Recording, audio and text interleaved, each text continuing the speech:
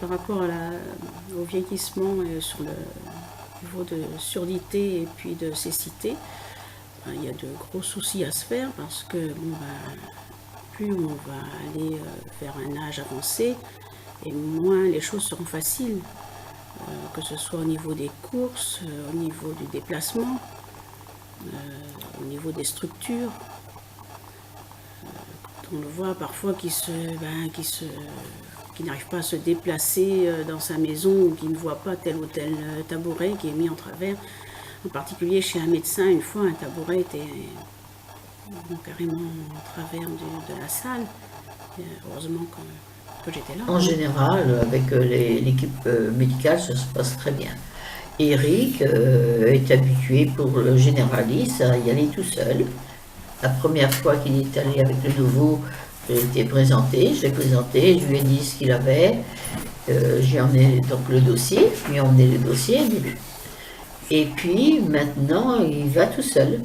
Quand il est spécialiste, je vais avec lui, je l'accompagne. Parce que tout simplement c'est plus difficile. Et les médecins ou les spécialistes, ils n'ont pas le temps d'expliquer les choses, donc ça va plus vite, sachant que je suis là. Je traduis plus rapidement.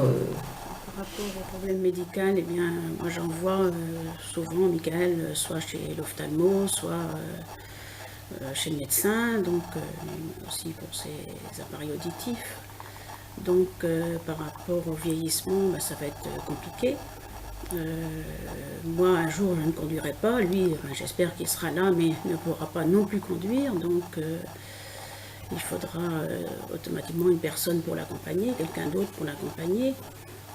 Mais c'est vrai que lui espère énormément au niveau de la médecine. Il espère énormément qu'il y aura un progrès au niveau de la rétinite pigmentaire. Parce qu'il se voit mal complètement aveugle.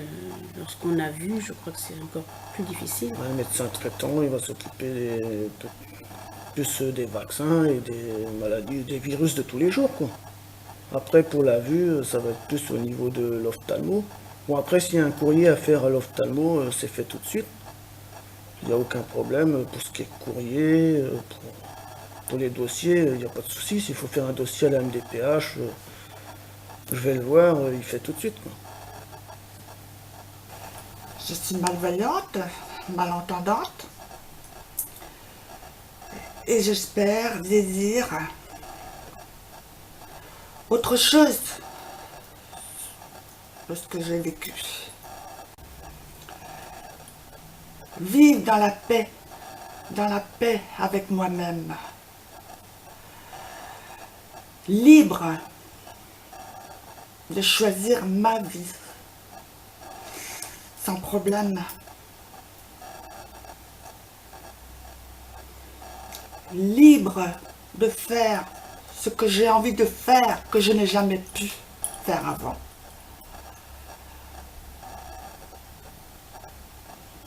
Apprendre à reposer son corps quand nous avons les yeux très fatigués. Donc, par exemple, moi je vais forcément seul chez l'orthoptiste, quand il s'agit de s'entraîner pour soi-même, tandis que lorsque je vais chez l'ophtalmo, savoir comment les choses ont d'ores et déjà évolué, là il est plus intéressant d'être avec quelqu'un, non pas tant pour mieux supporter la mauvaise nouvelle, mais plus parce que la mauvaise nouvelle le concerne aussi. Tandis que, par ailleurs, lorsqu'on est seul chez l'orthoptiste, c'est plus proactif, c'est beaucoup plus heureux déjà. Le but est de performer, en ce qui me concerne, c'est plus ludique. Je crois que moi j'ai mis probablement 8 ans à bien comprendre que je perdais la vue. Donc pendant tout ce temps-là, j'ai cru que j'étais fatigué, dépressif, que j'avais plein de problèmes. Et finalement, en m'apercevant qu'il n'y avait qu'une seule cause, c'est probablement de ne pas avoir consulté assez tôt, de ne pas avoir été assez réactif, qui m'a fait finalement souffrir dans le vide, entre guillemets, sans savoir. Et je vais régulièrement consulter. Je préfère au contraire aplanir et vaincre tout le reste pour pouvoir me concentrer uniquement sur ce que j'ai à endurer. Quand on peut guérir, on guérit, quoi. Comme ça, c'est un réflexe que j'ai à présent. Et je me soigne aussi tout seul. Je fais bien attention, je mange plus équilibré, je fais plus de sport. J'essaie de diminuer la fatigue par tous les autres moyens. Pour aller chez le médecin traitant, je suis obligé d'avoir quelqu'un avec moi. C'est bon, c'est quand même à Longvolon et moi j'habite à Pléguin, donc il y a 4-5 km. Après, bon, une fois que je suis arrivé là-bas, je peux me débrouiller tout seul parce que je connais le cabinet. Sinon, pour aller autrement à l'hôpital ou dans une clinique, eh ben, il faut quelqu'un pour m'accompagner également. Suivi médical, une visite d'ophtalmo, t'en as une tous les 6 mois. Après, ils nous envoient pas tellement voir les généticiens et tout ça. On voit pas les nouveautés. Pas savoir un peu ce qui se passe au niveau de la rétine, savoir où en est tout ce qui est génétique, quoi, la thérapie génique.